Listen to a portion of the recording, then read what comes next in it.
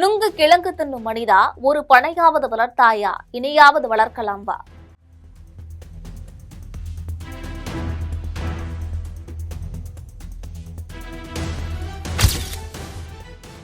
பதநீர், நுங்கு, கிழங்கு என பணம்பொருள்கள் அனைத்தையும் பயன்படுத்தும் நாம், என்றாவது அதை வளர்ப்பதற்காக ஓரிரு பனங்கொட்டைகளையாவது மண்ணில் ஊன்றியிருக்கிறோமா என எண்ணி பார்க்க வேண்டும்.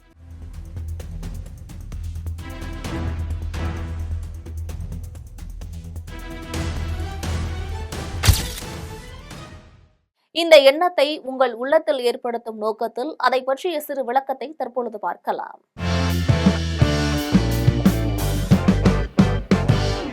பனை தமிழ்நாட்டின் அரசு தாவரம். வட தமிழகத்திலேயே பலரும் அதை மரம் என்று சொன்னாலும் அது மரம் இல்லை, புல்வகையை சேர்ந்தது. தென் தமிழகத்தில் பனையை பனை என்றுதான் சொல்கிறார்கள், மரம் என்று சொல்வது கிடையாது. தமிழ் பேராசான் திருவள்ளுவரும் திணைத்துணை நன்றி செய்யினும் பனைத்துணையா கொள்வர் பயன் தறிவார் என்றும், திணைத்துணையாம் குற்றம் வரினும் பனைத்துணையாக கொள்வர் பழி நாணுவார் என்றும் பெருமைக்கு எடுத்துக்காட்டாக பனையை எடுத்தாண்டிருக்கிறாங்க. அதிலும் மரம் என்று கூறாததை நாம் எண்ணி பார்க்க வேண்டும். நீர் பாய்த்தல், உரமிடல், பேணல் ஏதுமின்றி பயன் தருவது பனை. புவியீர்ப்பு ஆற்றலுக்கு நேரெதிராக செங்குத்தாக உயரமாக வளர்வது பனை. முடிவுடை மூவேந்தர்களுள் சேர மன்னர்களுக்குரிய பூ பனம்பூ. இந்த பனையில் ஆண் பனை, பெண் பனை என இரு பாலினங்கள் உள்ளதை அறிந்தால் உங்களுக்கு வியப்பு மேலிடும். ஆம், மனிதர்கள்ல ஆண் பெண் என இரு பாலினம் உள்ளதை போன்று பனையிலும் ஆண் பனை, பெண் பனை என இரு பாலினம் உள்ளது. ஆண் பனையில வெளிவரக்கூடிய அழகு விரல் போன்ற பாலையில மிக சிறிய பூக்கள் பூக்கும். இதே போல பெண் பனையில வெளிவரக்கூடிய பாலையில குறும்பைகள் தோன்றும். ஆண்பனை பாலையில பூக்கும் பூக்களில் உள்ள மகரந்தம் காற்றில் பரவியோ, தேனீக்கள், பூச்சிகள், வண்டுகள் ஆகியவற்றால் பரவியோ, பெண் பனைகள்ல உள்ள குறும்பைகள்ல படும்போதுதான் அது கருப்பிடித்து நுங்காக மாறுகிறது. மழைக்காலம் முடிந்த பிறகே பனைகளில் பாலைகள் தள்ளுகின்றன. இந்த பாலைகளில் பூக்கள் பூத்து குறும்பைகள் தோன்றி நுங்குகள் காய்ப்பது கோடை காலத்தில்தான். இந்த நுங்குகள் கோடைக்கேற்ற குளிர்ச்சியான, சுவையான, ஊட்டமுள்ள, நீர்சத்துள்ள ஒரு உணவு. சிறு குழந்தைகள்ல இருந்து முதியோர்கள் வரை அனைவரும் நுங்கு தின்னலாம்.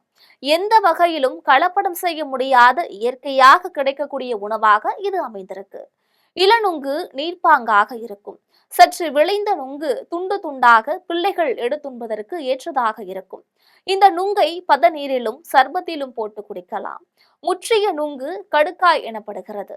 இதை தோண்டி எடுப்பதற்கும் கடித்து சாப்பிடுவதற்கும் கடினமாக இருக்கும். இதை சாப்பிட்டால் வயிறு வலிக்கும். அதனால கடுக்காயை சாப்பிடக்கூடாது. கடுக்காயாக விளைந்த நுங்கை பனையிலிருந்து வெட்டாமல் விட்டு விடுவது நல்லது. நல்ல நுங்கை அடையாளம் கண்டு வெட்டுவது எப்படி? தின்பதற்கேற்ப பருவத்தில் நுங்கு உள்ளதா என்பதை அடையாளம் காண்பது. நுங்குகள் குலையுடன் ஒட்டியுள்ள நெட்டுக்கும் நுங்குக்கும் இடையே வெள்ளையாக ஒரு பகுதி இருக்கும். அதை பொய்க்கண் என்பார்கள். அப்படி இருந்தால் நுங்கு குலையை வெட்டலாம். பொய்க்கண் இல்லாமல் நெட்டு வரைக்கும் கருத்து காணப்பட்டால் நுங்கு முற்றி கடுக்காயாகிவிட்டது, அதை வெட்டக்கூடாது. வெட்டினால் எதற்கும் உதவாமல் வீணாக போகும். இதை அறியாமல் இக்காலத்துல பலரும் குலையாய் நுங்குகளை வெட்டி வீணாக்கும் போக்கு உள்ளது. இதை தவிர்க்க வேண்டும். கடுக்காய் பனங்காய் ஆகும். விளையாத பனங்காயை சீவினால் உட்புறம் வெள்ளையாக இருக்கும். இது சீல்காய் எனப்படுகிறது. இதை தின்றால் காரும் ஓரளவுக்கு விளைந்த பனங்காய் பழமாகும் பருவத்துல சிவப்பு அல்லது மஞ்சள் நிறத்துல இருக்கும். இதை கடித்து சாப்பிட முடியாது. அரிவாளால் சாலையாக சீவியோ அல்லது வெட்டியோ கொத்தியோ சாப்பிடலாம். நன்கு கனிந்த பழம் குலையிலிருந்து நெட்டுடன் பொத்தென்று கீழே விழும். இந்த பழத்துல தோலை மட்டும் உரித்துவிட்டு கொட்டைக்கு மேல்புறமாக இருக்கக்கூடிய சதைப்பற்றை சுவைத்து சாப்பிடலாம்.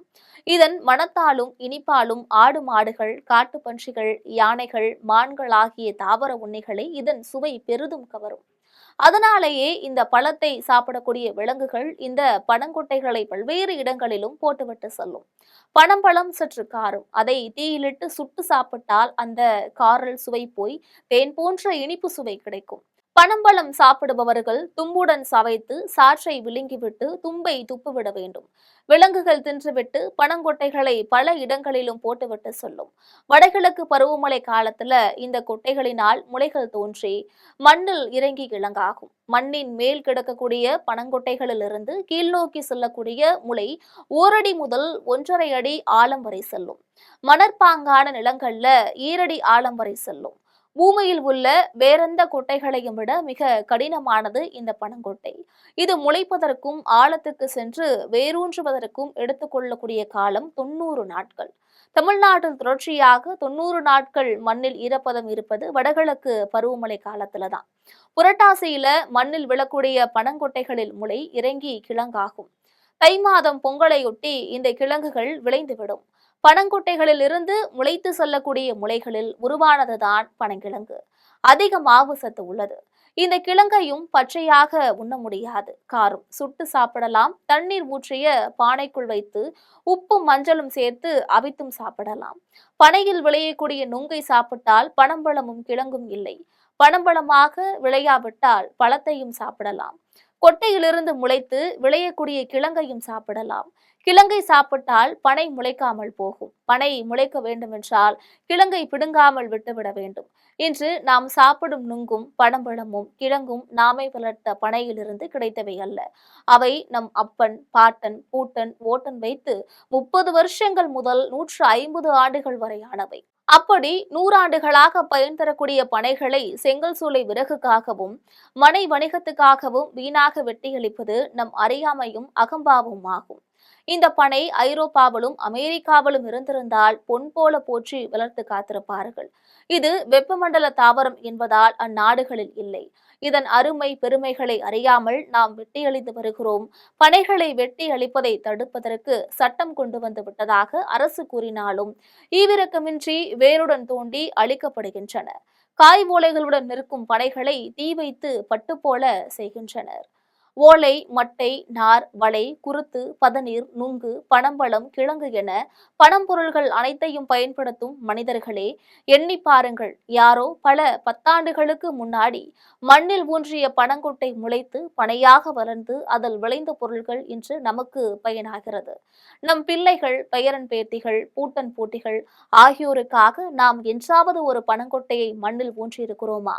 இனியாவது ஆண்டுதோறும் வடகிழக்கு பருவமழை காலத்துல ஒவ்வொருவரும் 10 பனங்கொட்டைகளையாவது மண்ணில் ஊன்றுவோம் என்று சூளுரைப்போம், பணம் வளர்ப்போம், பயன்பெறுவோம்.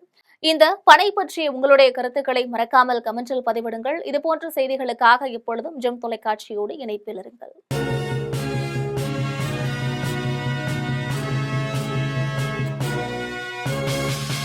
உடனுக்குடன் அப்டேட் தெரிந்து கொள்ள ஜெம் டிவி தமிழ் ஆப்பை இன்ஸ்டால் செய்யவும்.